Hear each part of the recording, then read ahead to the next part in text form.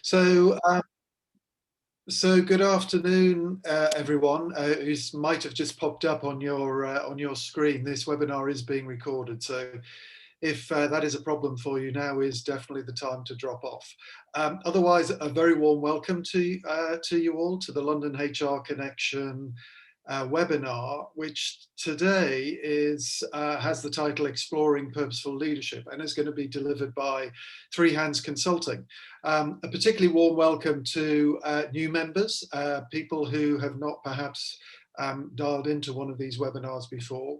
For the past 12 months, we've been obviously forced, as many organizations have, to running webinars instead of our usual face-to-face opportunities to get together.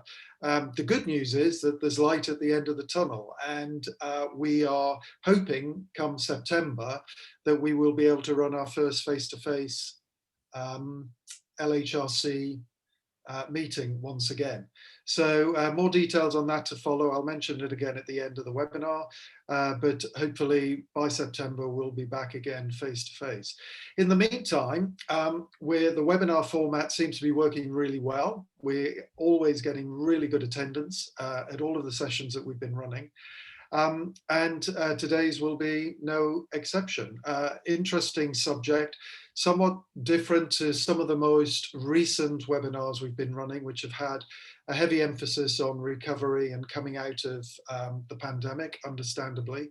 The other slight difference with today's webinar is going to be the format. So it's probably going to be one of the most interactive ones that we've had of late. So in addition to polls, which we've done before, plenaries, which we've done before, and Q&As, we're also going to be doing breakout rooms further into the webinar itself. More details on that to come. So without further ado, I'm going to hand you over to Jan Levy, who is from Three Hands. Jan is going to introduce the rest of the speakers who are going to be participating in today's webinar. So over to you, Jan. Thank you. Keith, thank you very much. Great to see everybody. Thanks for joining us on at last a sunny afternoon. Really lovely to be here. Keith and the team, thanks for the invitation to come and join you at the London HR Connection. Really excited about it. So the topic today is, as you know, exploring purposeful leadership. Before I get into some introductions and explaining what we're going to do and so on and so forth, I just wanted to share with you a really quick anecdote. I was at a real event, I guess it was at least a year and a half ago now, with lots of people in a room, and it was about sustainability and a number of related topics. And Paul Polman, who at the time was still chief executive of Unilever, was on stage, and he was taking some questions. And somebody asked him, Paul, what's the biggest skill you've had to apply in taking Unilever on this purpose journey? Some of you may know Unilever has been very strong on the topics of sustainability and particularly purpose. And we're going to talk more about what purpose is and so on and so forth. But somebody said to him, Paul, what's the biggest skill you've needed to show and apply and implement every day in leading Unilever on this purpose journey? You know what? He didn't hesitate at all. He didn't stop and think about it. He just got up and he said straight off, courage. Courage is the biggest skill that I have had to apply. Wow, okay, what do you mean, Paul? Courage. You're not talking about communication skills or managing stakeholders. No, courage. Courage, he explained, to put people and planet alongside profit. Courage to committing to halving emissions while trying to double the size of the business. Courage to challenge the shareholder primacy model and stop reporting quarterly. All of these things, he said, and many others, took a lot of courage. The ability to step out and do things differently and challenge the status quo. So that got us thinking, what are the other skills required for purposeful leadership? And that's what we're going to get into a little bit later today. First of all, let me make some introductions. From the Three Hands team, we've got Michael here, and he's going to be talking to you as well as me in our main presentation. And we've got a couple of brilliant guests. We've got Sharon Clues, who is a leadership development specialist and transformational coach who we got to know when she was working at M&G and is currently at Apple. And we've got Paul Paul Idale, who's the group head of leadership development at William Hill. So thank you very, very much indeed, Paul and Sharon, for joining us. And we're going to ask them to come in, make comments, interrupt us, butt in with their own anecdotes and experiences from the work that they do throughout the presentation and after the presentation. What else am I going to say before we launch into it? Two things. We're looking for discussion. Keith mentioned we're going to go into some breakouts. It might be a little bit different to previous sessions. We're looking for loads of contribution and discussion from everybody.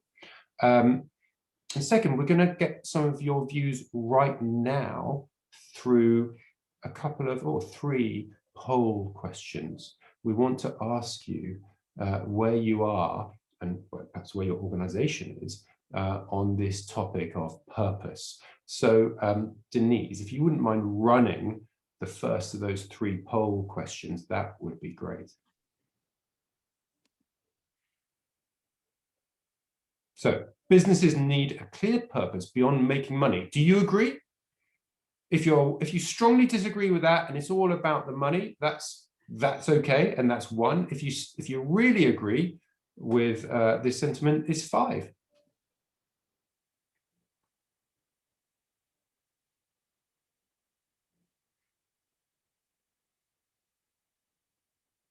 Love watching this happen in real time. Little bars go back and forth when more and more people vote.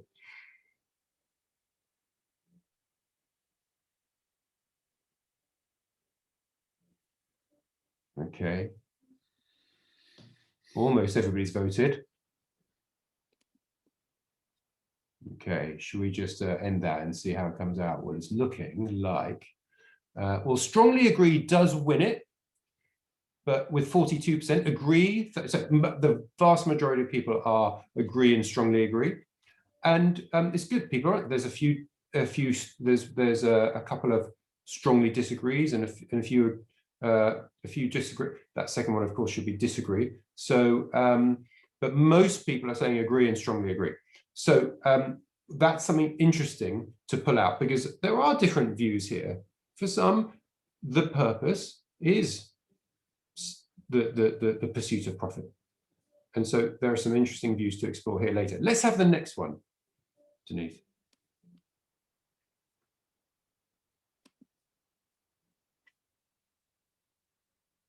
So the next one is going to be for when we get there. It's my business has a clear purpose. So wherever you work, and this is anonymous.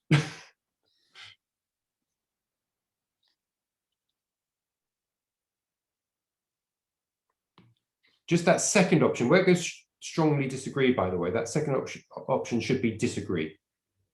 As you probably figured out, that second agree should be disagree. Apologies, that's my poor typing. Don't you worry, don't worry. I think it's fairly obvious. It goes strongly agree, strongly disagree, disagree, neither, agree, and strongly agree. So it's good to see that that again, it's probably a critical mass here, over 50% agreeing with that, or strongly agree, combined agree and strongly agree. So that's really, really positive. And one thing we'd like to draw out in the discussion is, well, what is that purpose? And how is it brought to life where you work? So that's going to be really interesting. That's good to know. Great stuff. And we've got one more to go. So if we can run that last one, please, Denise. So I have a good understanding of the skills required to lead a purposeful business. So do you know what it takes to lead a business with purpose, to bring those purpose sentiments to life on a daily basis, to turn that purpose statement into action? What does it take amongst leaders? Do you feel you've got an understanding of that?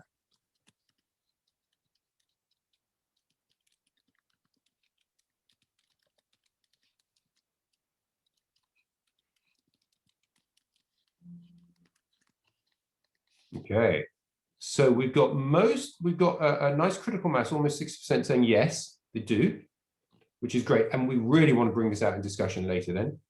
And a few in the middle. So hopefully there's a really nice balance here. Good amount of people who've got that understanding. So it'll be really, really good to hear what that understanding is.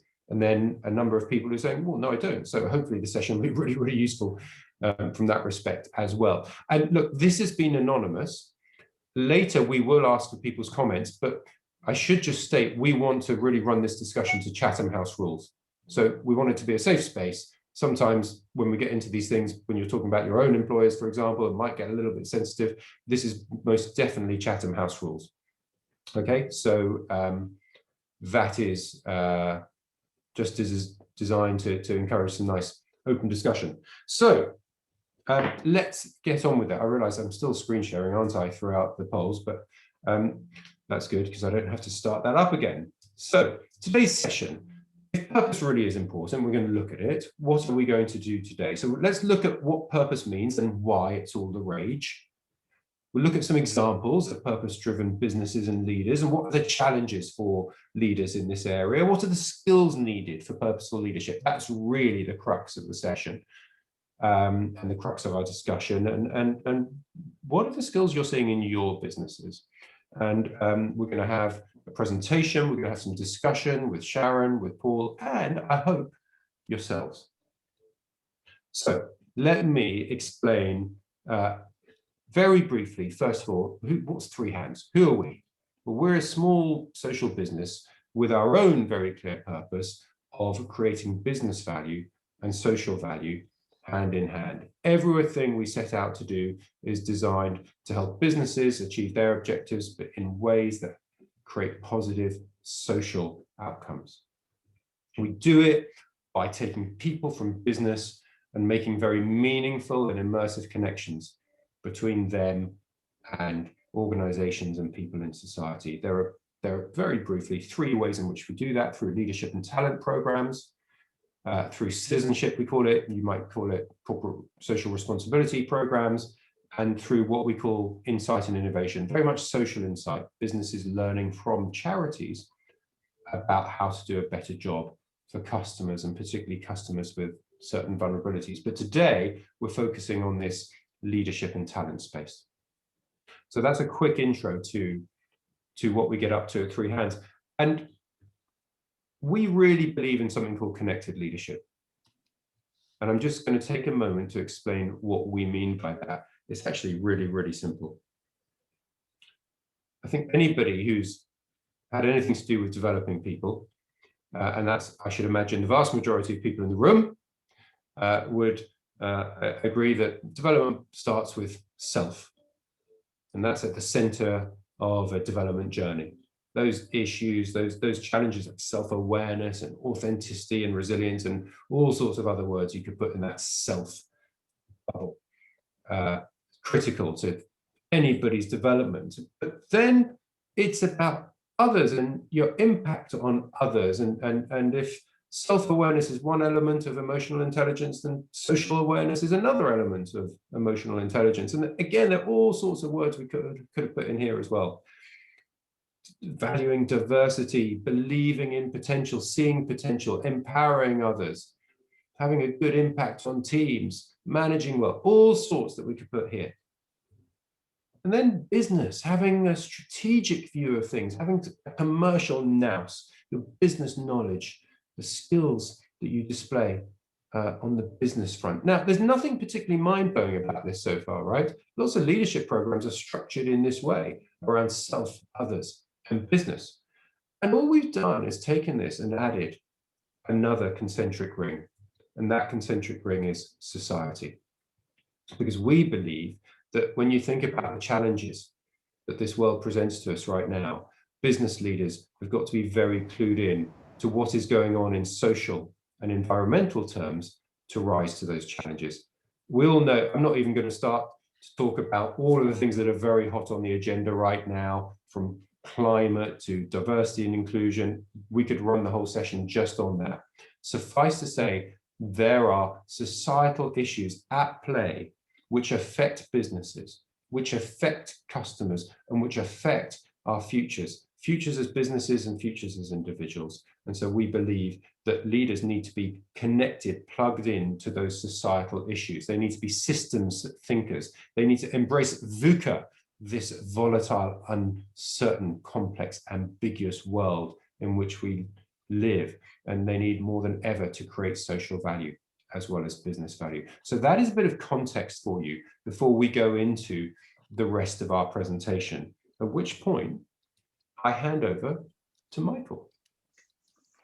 Thanks, Jan. So, as Jan said earlier, I'm going to provide us with some key context for our session today.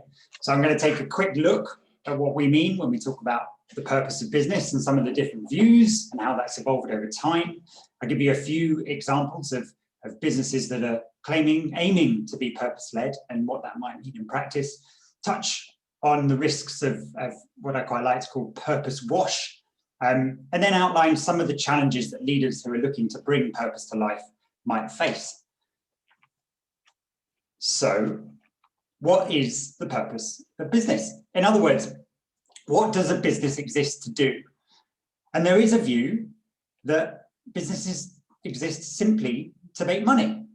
Interesting from the barometer earlier, that perhaps the majority in the room think that there's a greater purpose beyond making money there, but there's still a view held by others. So it's still a powerful view.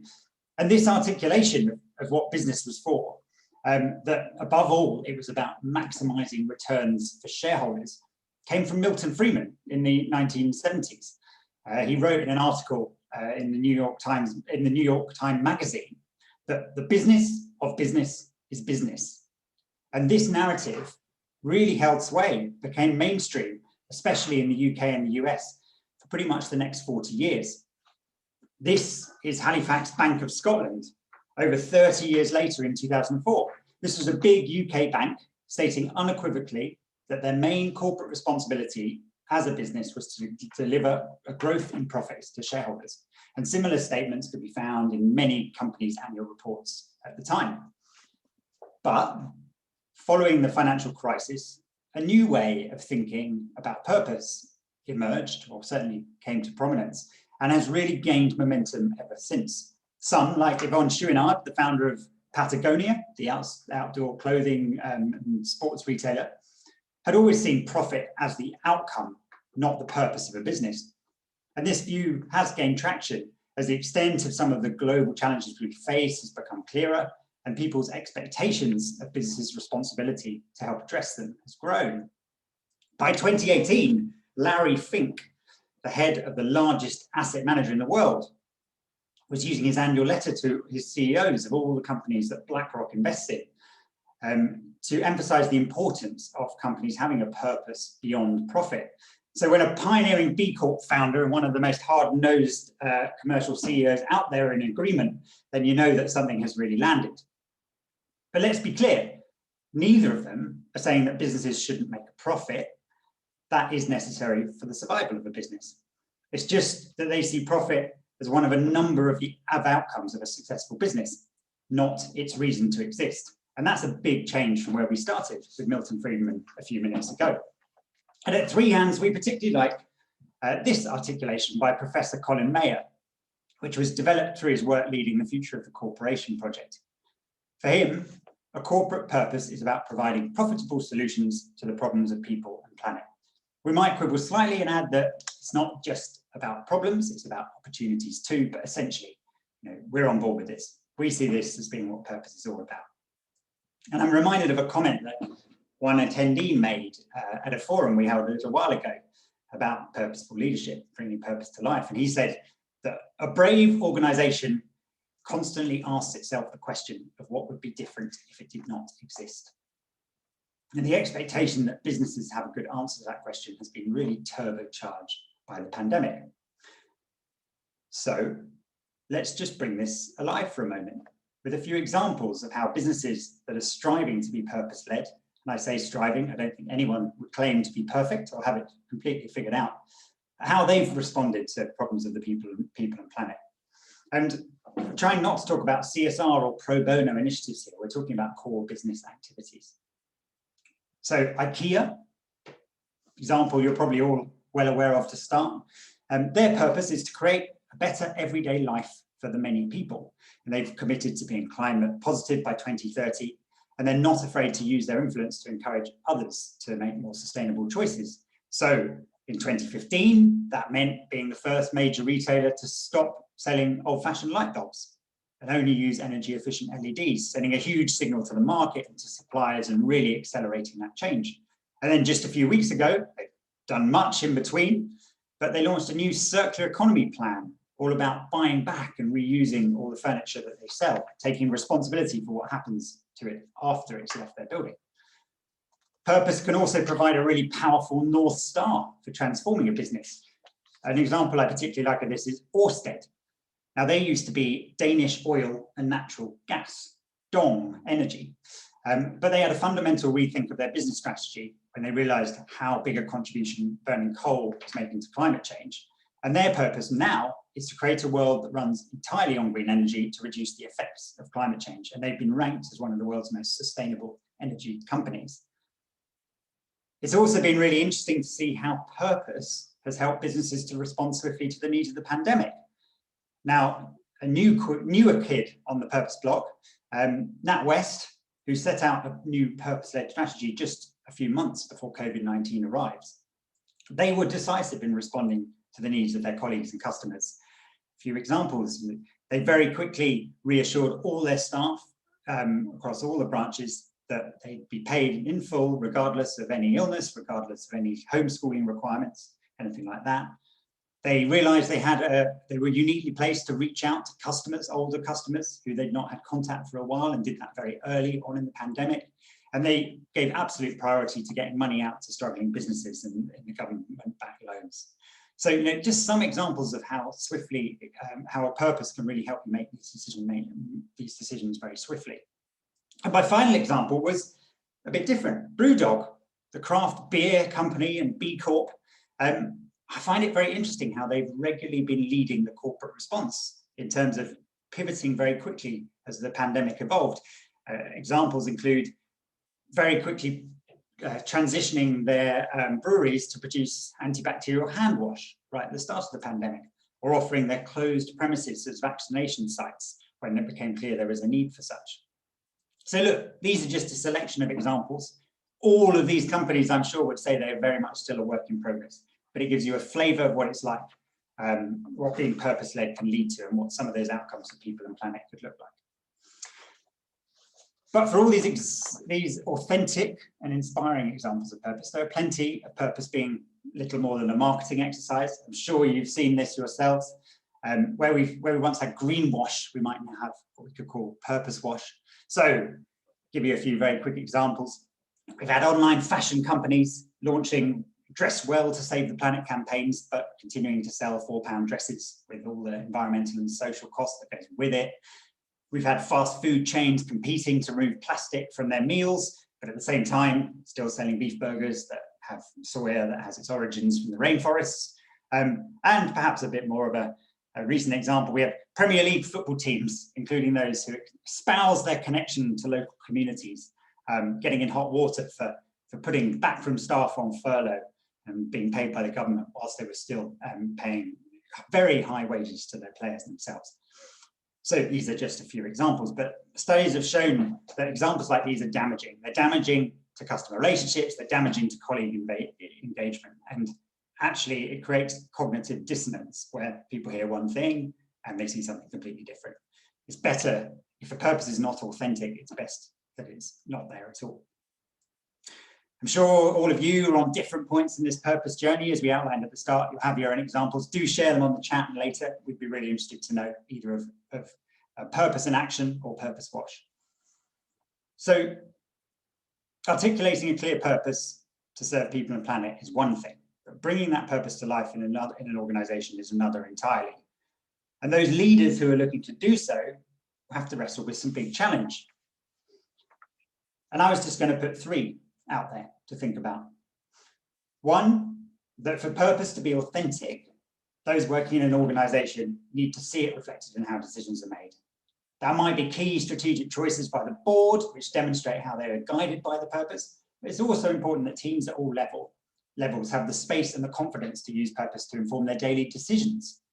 If it doesn't become a day-to-day reality, or if actually, when really tough decisions come, profit is prioritized over longer-term benefit for customers or colleagues, then the focus and energy will ebb away.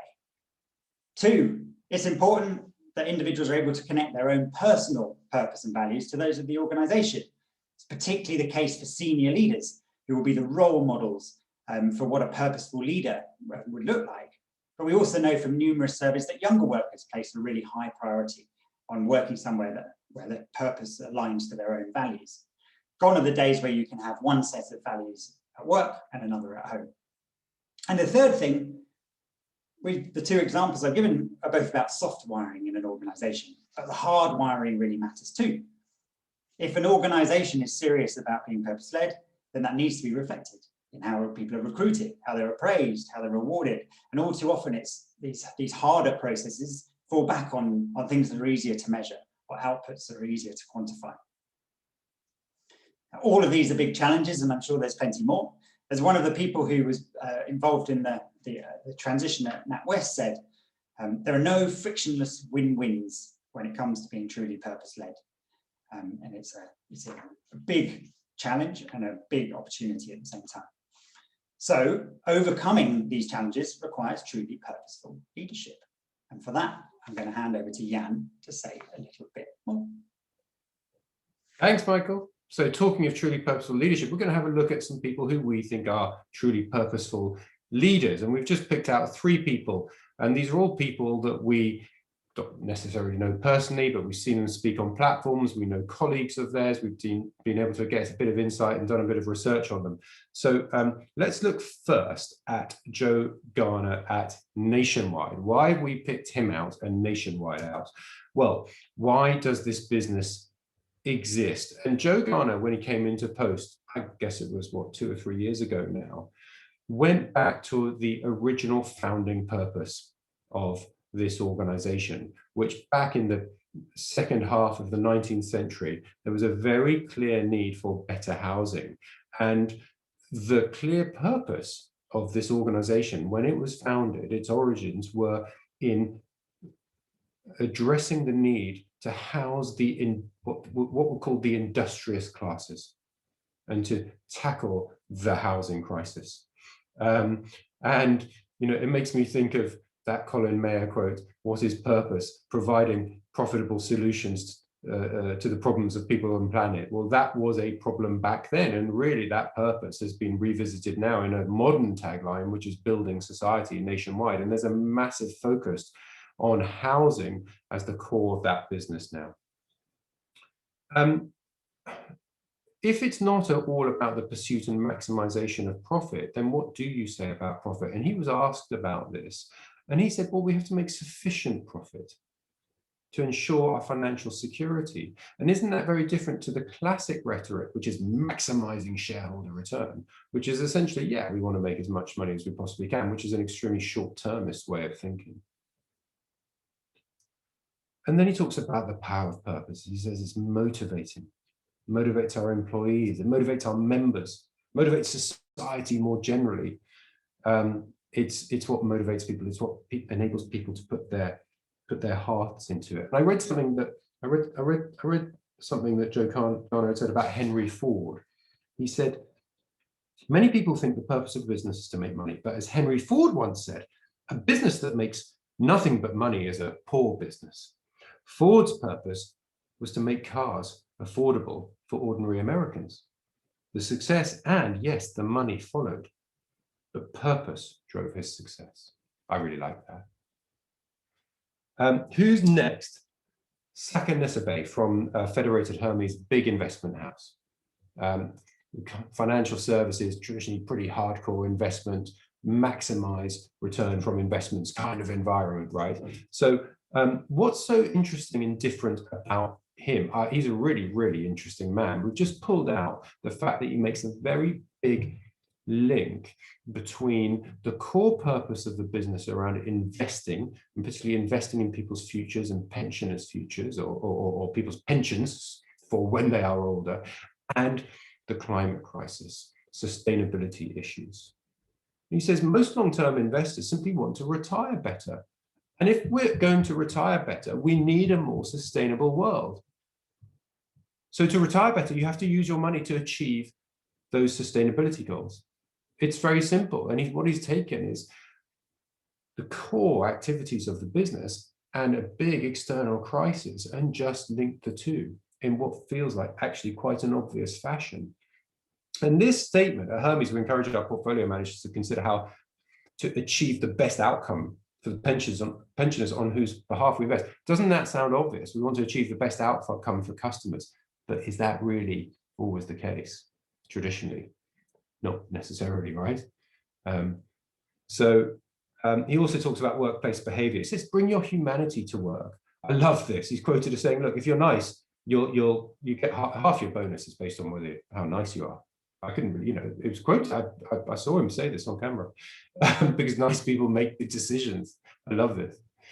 So very values-based leadership. Finally, Jane Ann Gadia, so from when she was chief executive of Virgin Money, I mean, she was very clear. We don't want to just focus on making money for shareholders. It doesn't motivate us. We want to create a purpose where everyone's better off. I think that everyone's better off piece includes shareholders, by the way, but alongside many others, most obviously customers. And she talks about culture. Create a working culture where everybody can engage with that purpose and personally relate to it, where it appeals to their values. And she said, lots of people go to work, they want to make a difference. So help them to make a difference at work. And then on her own leadership approach, I've whittled these down. We had quite a few bullet points here from having talked to a coach who worked with her. She said, be a fantastic listener. Do more listening than talking. It's quite refreshing from a CEO, isn't it? Treat all others like they know more than you do. And she said, it's your people who run and make your business what it is. As a senior leader, you just help them. So interesting leadership characteristics. And that leads us on then to look at what are the skills and how do we take people like them and leadership theory and the development of skills and behaviors and ask ourselves, what are the skills and behaviors needed for this kind of leadership? So first of all, we look at this list of classic leadership skills, and I'm sure they all look pretty familiar to you. The command and control kind of culture, leaders who are expected to provide the answers, intelligent people, competitive thinking, and so on and so forth, right? And we said, are these skills fit for purpose in this new era of purpose? We said, well, actually, for each of these skills, there's probably a new one, something to pull in for this era that we're in, for the 21st century, new skills and values. And we use the term skills lightly because I think it's skills, it's behaviors, it's mindsets, it's values. So let's have a look at these quickly. Command and control. Well, we talk a lot about influencing without authority now, don't we? And to make an impact on the world's problems, we can't just tell others what to do. We have to influence. As opposed to somebody who's always feeling the pressure to provide the answers, it's okay to not know. To use questioning skills and to listen, to crowdsource, if you like, answers from others. And we saw that, I think, in that example from Jane Ann Gadia, treating all others like they know more than you do. This is going to be nothing new. Intelligence and emotional intelligence. We know the importance of emotional intelligence amongst leaders. Being competitive is often seen as a big leadership characteristic, isn't it? But actually, the importance of collaboration to solve problems is paramount. We can't go, problems are complex and need a collaborative approach. And actually, it's probably easier to be competitive than collaborative. Collaboration is hard. Linear thinking, what does that translate into? Systems thinking, understanding the world around us. I think the example from Saka Nussabe is really an example of understanding the system in which we operate. Okay, we make investment decisions in a system that is being impacted by climate change and environmental crisis. He understands the system in which they're operating, drives execution as opposed to inspires others, trusting others, empowering others, making sure they can bring their values with them to work. Driven by commercials, driven by purpose. This is where Joe Garner comes in, I think. Talking about profit being important, but it's not what drives us. We're driven by other stuff. Profit is essential, right? It's not what drives us. And then going back to Paul Polman, courage over conformity. So that's some provocation for you. I'm going to stop sharing now because this is where we want to start a bit of discussion. And I'm going to ask, first of all, Sharon and Paul, just to come in with their reflections. What are they seeing in the corporate world in which they work? What resonates for them from what Michael and I have said? Who wants to go first? Sharon, should we go to you first?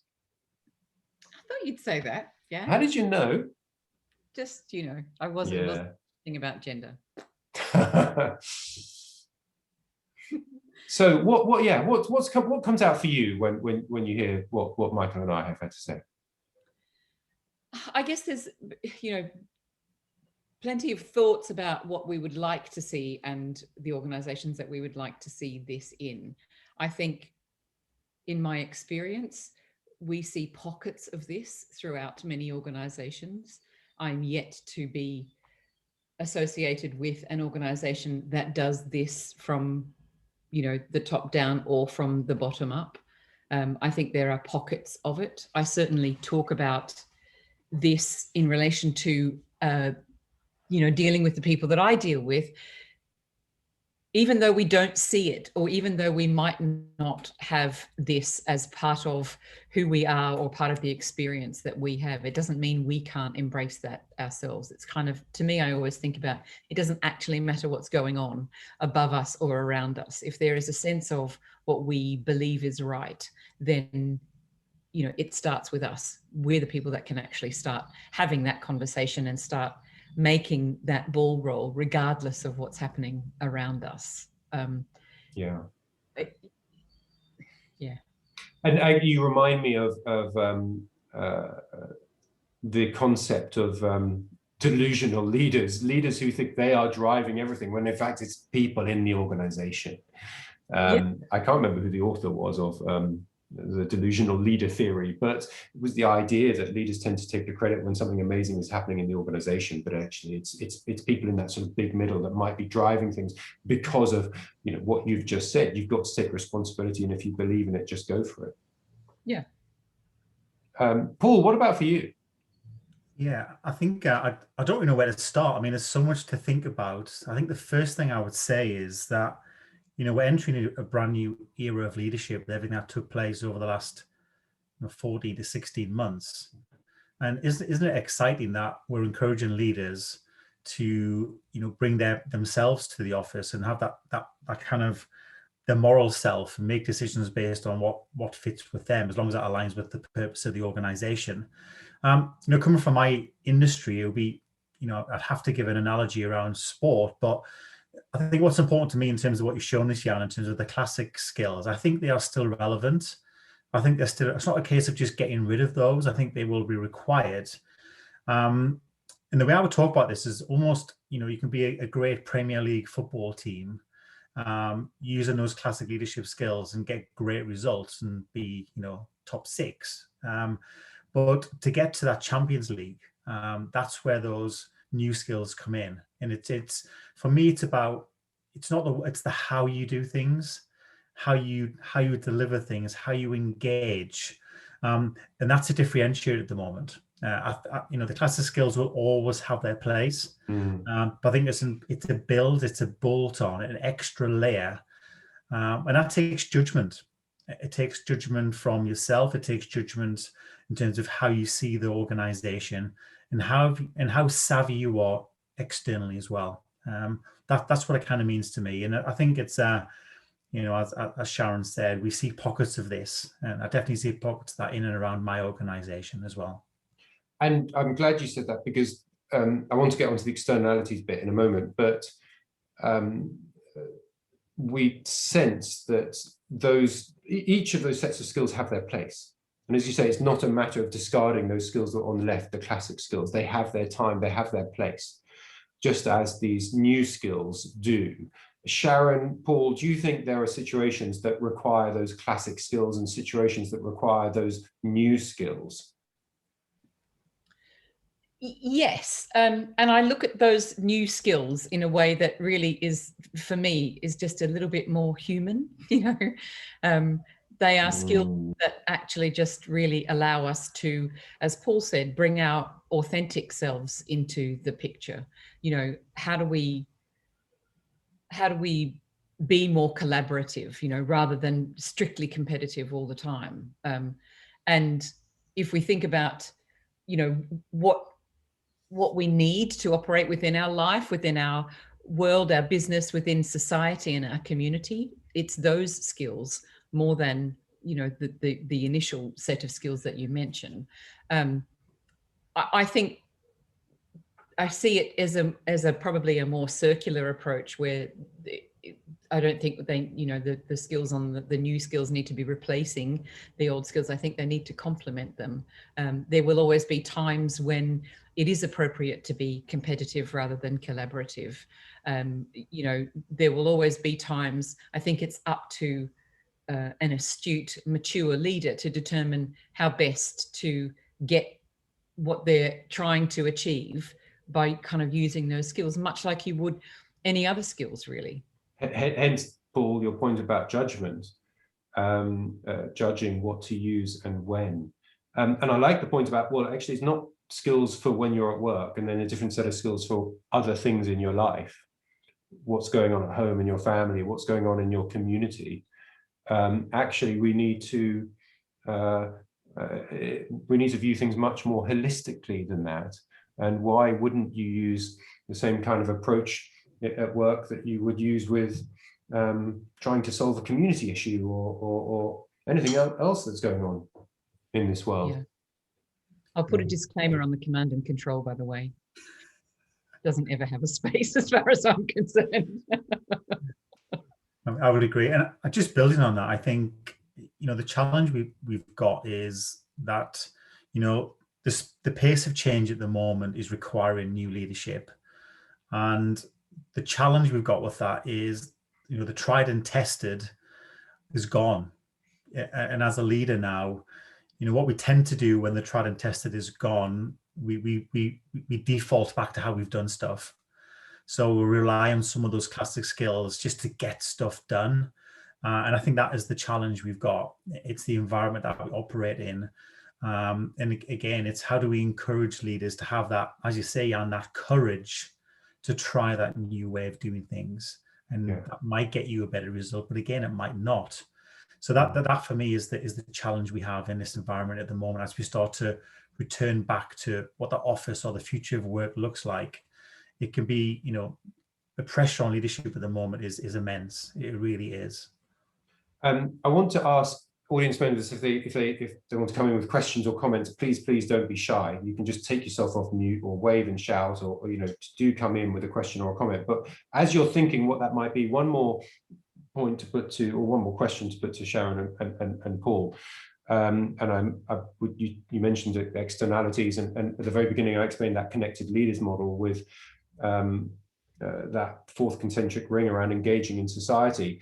You know, one of the many reasons we invited you to join today is because I know that through our work together, you both have experience of connecting in that fourth concentric ring, connecting leaders and future leaders. So I just wanted to see if you had some comments on the importance of that, the power of that, what you feel like it has done for the leaders you worked with to get them up closer and personal to societal issues. Paul, you're unmuted and Sharon isn't, so that says to me, you go first. Yeah, I mean, it's a great question, and you know, I'll refer back to some real specifics here then. So I worked, we basically embedded connected leadership into a talent program in my organization. The reason why we did that was very simple. You know, in the gambling and gaming industry that I operate in, we have to do things in an ethical way. And what I wanted to do was create leaders who, I think the term we use, get it, understand it. And what I mean by that is leaders who understand their ethical responsibility in decision making, their responsibility in the conversations they have with their peers and their teams, to make sure things are done not just to make money, but to do things in the right way. And we did that. We did that by challenging our leaders or our high potentials to work with external charities who work with problem gambling. So for me, people can talk about this. People can say they get it. I don't think they really truly do get it until they are immersed into it. And I think that was the power that I saw, and the power that the team experienced as well from that type of program. And when I say get it, I think I use the word artifacts, which I know is something that Indiana Jones would use, but seeing artifacts of decisions being made in the organization that are not all about making money, but about protecting the customer, protecting our colleagues, and protecting their reputation. And I've seen that.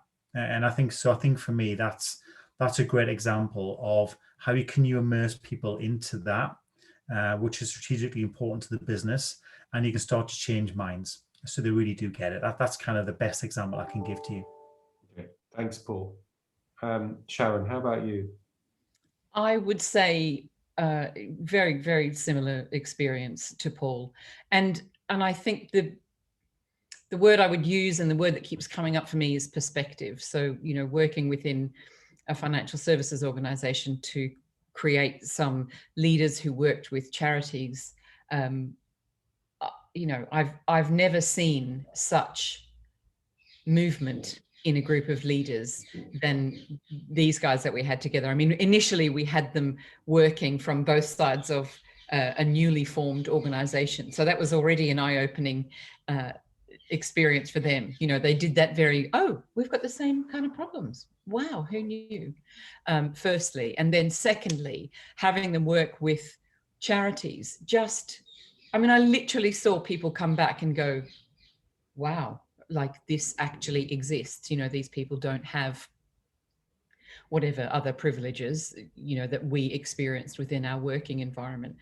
The good thing that it allowed us to do at the time was literally take people out of the experience that they were having and put them into another experience.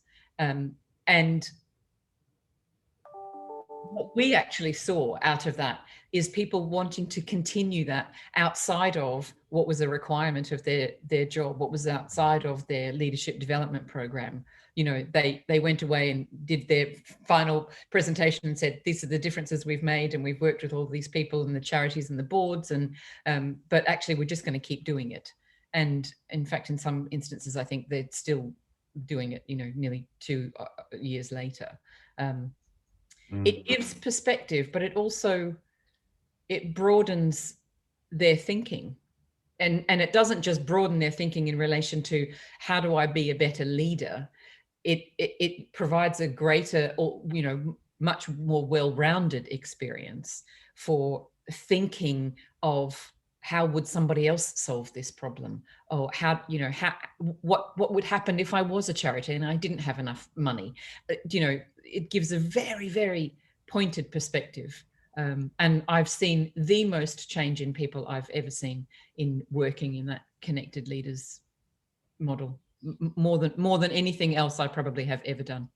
Wow. And so some of those terms we often talk about in management and leadership now, empathy, for example, social awareness, people are building up through those external connections and sort of getting out of the corporate bubble. And when we talk about purposeful leaders, these are all clearly people who have an awareness of what is going on in society, who want to act upon that awareness and make decisions based upon that awareness, whether it's customers who are, in talking of financial services, customers who are facing financial vulnerability, or communities facing the effects of climate change. These are all business leaders we've talked about who feel like there is a business rationale, a business imperative to act upon those issues. going back to Colin Mayer, profitable solutions to people and planet. And if you're going to come out with profitable solutions to people and to the problems of people and planet, you have to understand what those problems are. And you can't really understand what those problems are until you get out there and experience them. Right, if anyone would like to chip in with a question or a comment, if you're shy, you can put it on the chat, but please feel free just to unmute and speak up, because we can spend a couple of minutes before we go into just some short breakouts.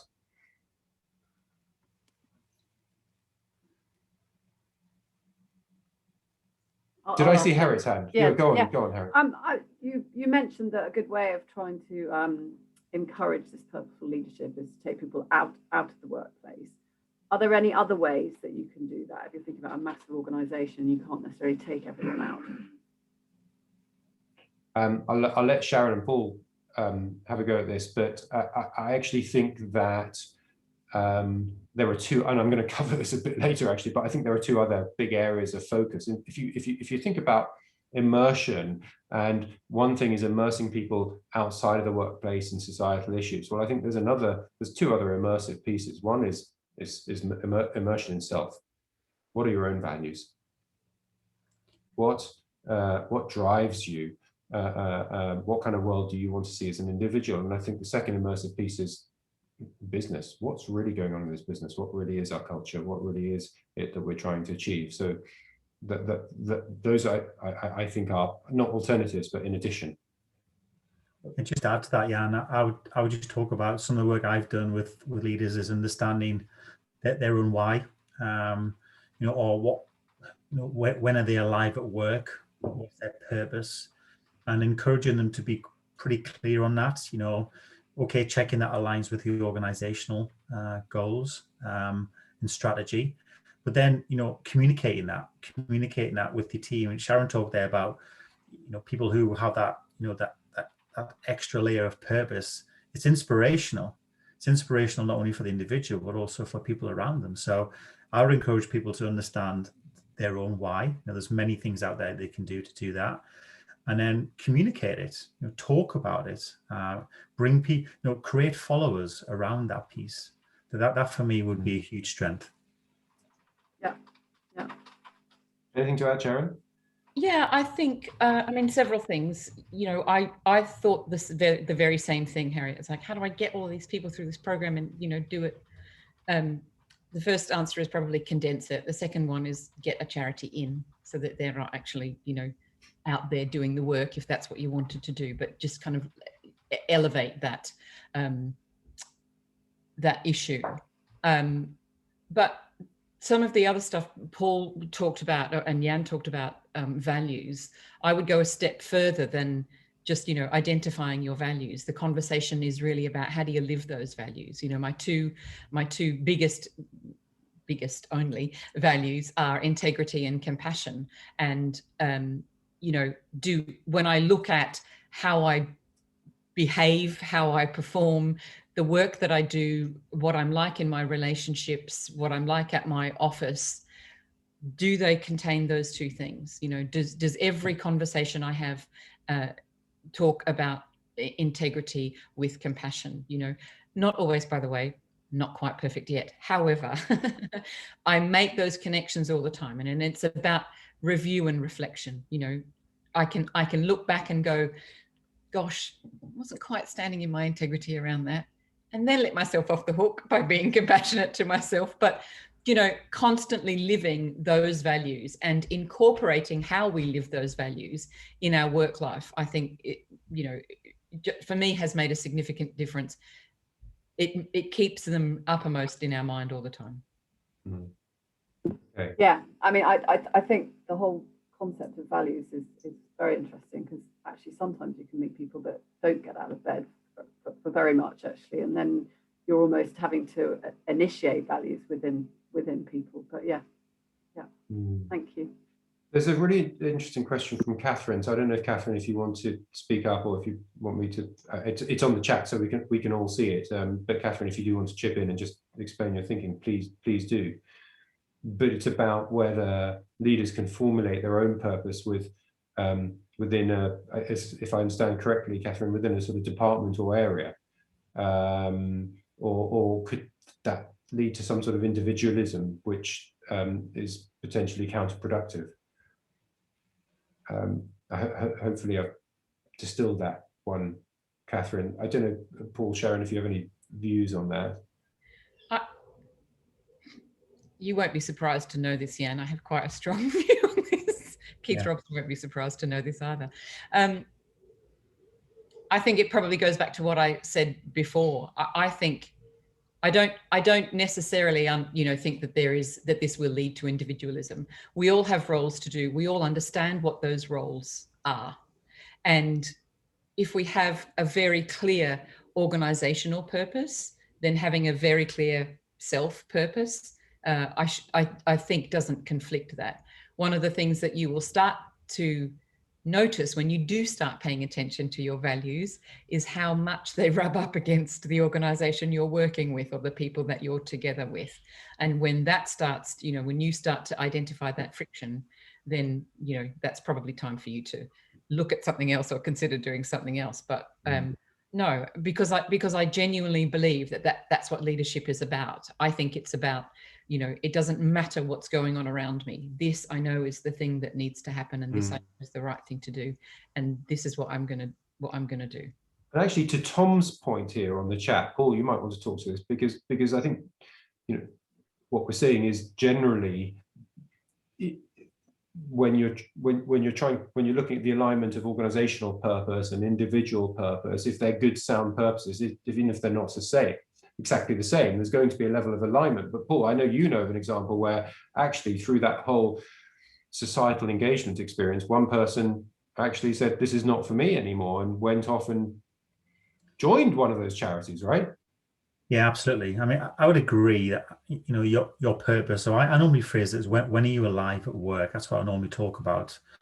What excites you about what you do. That's kind of what you're bringing to the party.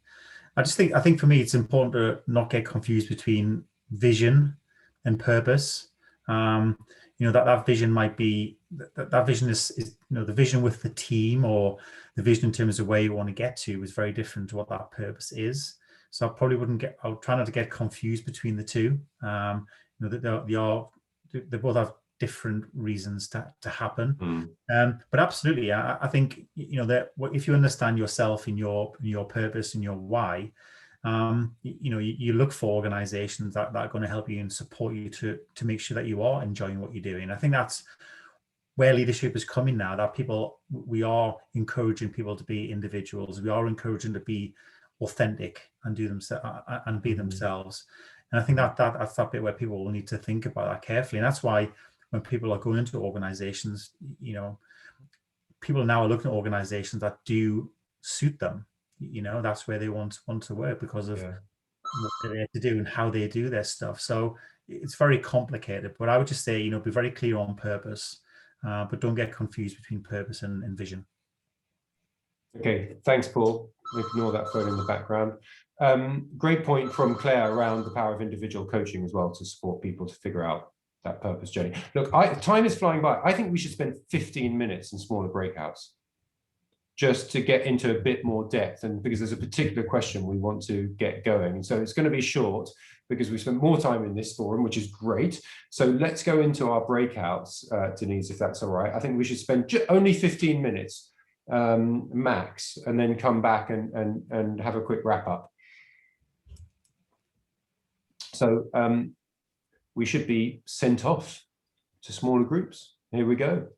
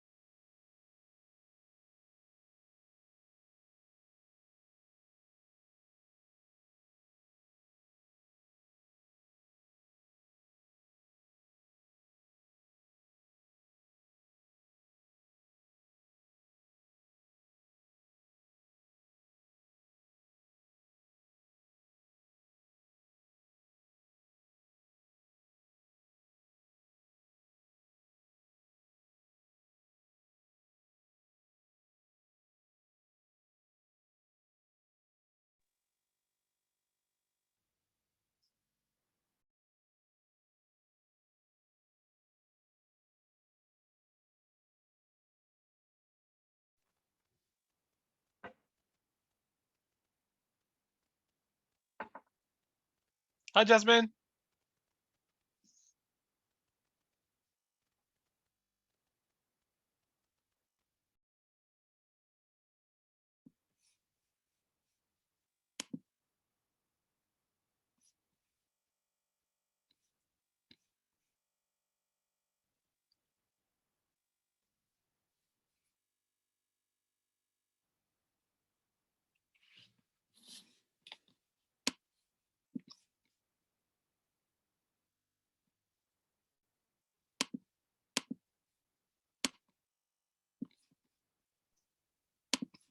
Oh, are we all back?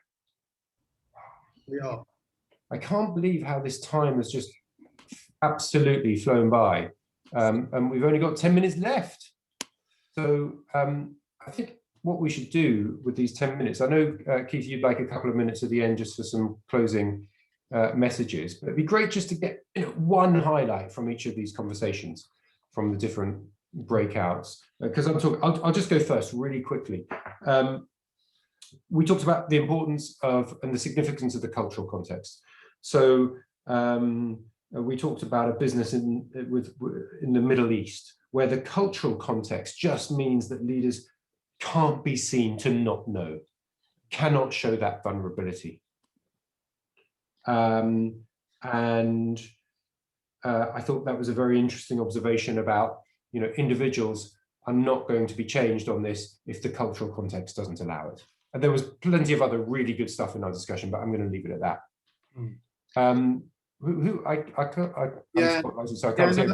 Yeah, and it's Keith. I'm happy to go next. Great.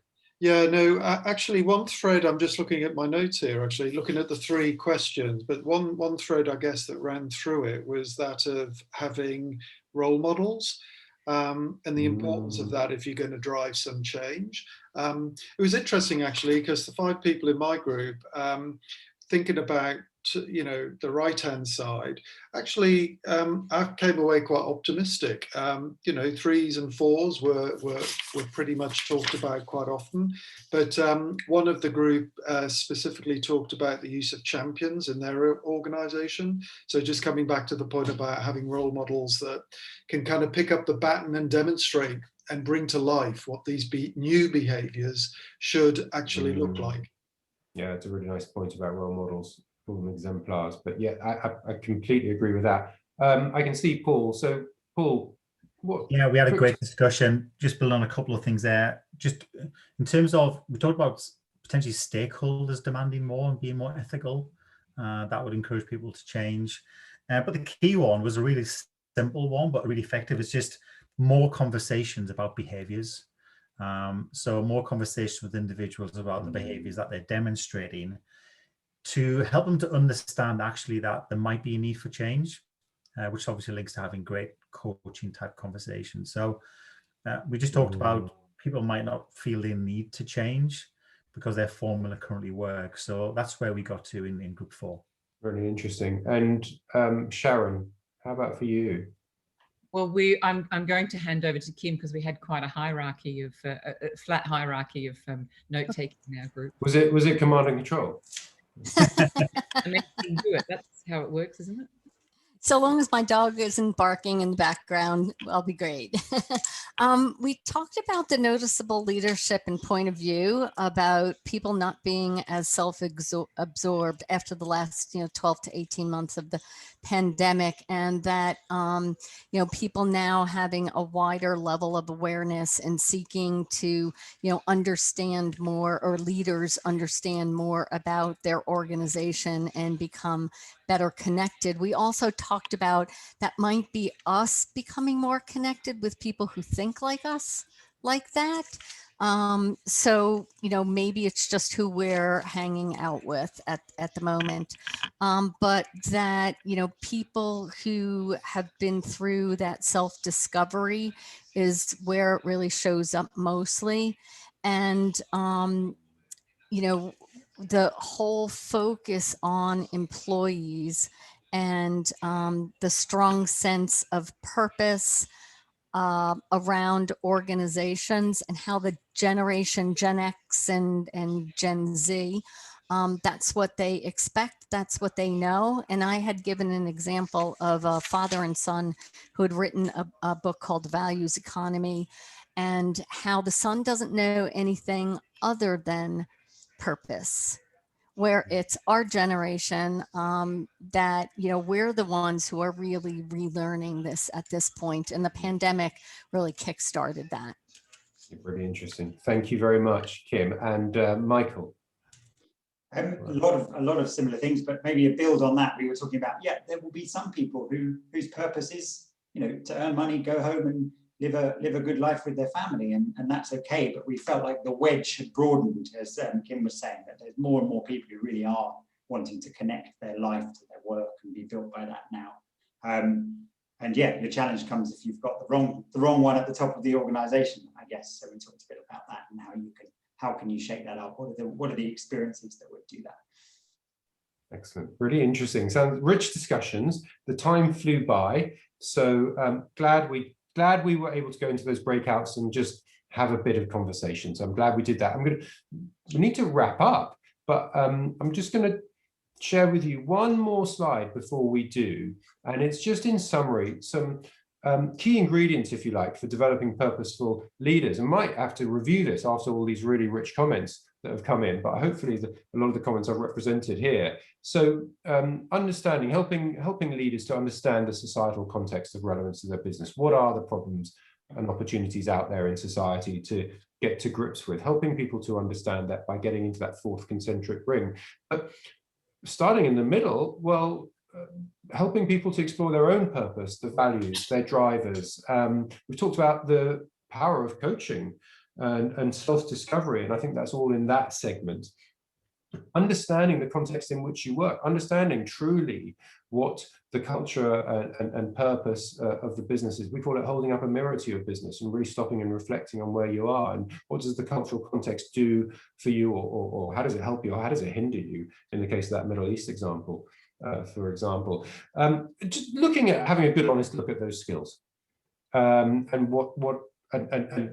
helping people to understand where they are and what would it take for them to bring out those skills on the right, as Paul says, to feel alive in their businesses, and learning from role models, as somebody said, looking at the exemplars, being motivated and inspired by those exemplars in society. And lastly, trying stuff out, putting all of those thoughts into action, putting skills and values into practice with maybe small, discrete, purpose-driven type activities, but there's nothing like just giving it a go. So those are our ingredients for developing purposeful leaders. So it just remains for me to say a huge thank you to everybody. Thank you very much for a good discussion. Massive, massive thank you to Sharon and to Paul for taking time out from their schedules to join us. And thanks Keith and LHRC and everybody for coming along and listening and joining in. I'll hand back to Keith. Thank you, Jan. And yeah, let me add my thanks on behalf of LHRC and the participants to you and to Michael, Sharon and Paul. Great session, something, as I said, quite different to some of the most recent ones that we've had. The recording will be available in the next few days for those who wish to dip back into it. Just a comment on our next webinar, which is coming up on June the 23rd. This is going to be a joint one between LHRC and CIPD, and the title of it is Designing and Leveraging the Hybrid Workplace, and we've currently got speakers locked in from Capgemini and the Department of Work and Pensions, so please put that one on your calendar. Reminders will follow shortly, and in the meantime, 10 out of 10, Jan, for your time management of this. Excellent, very good, and I wish you all a very good evening. Thank you. Thanks, everyone. Thanks, everybody. Thank you. Thank you.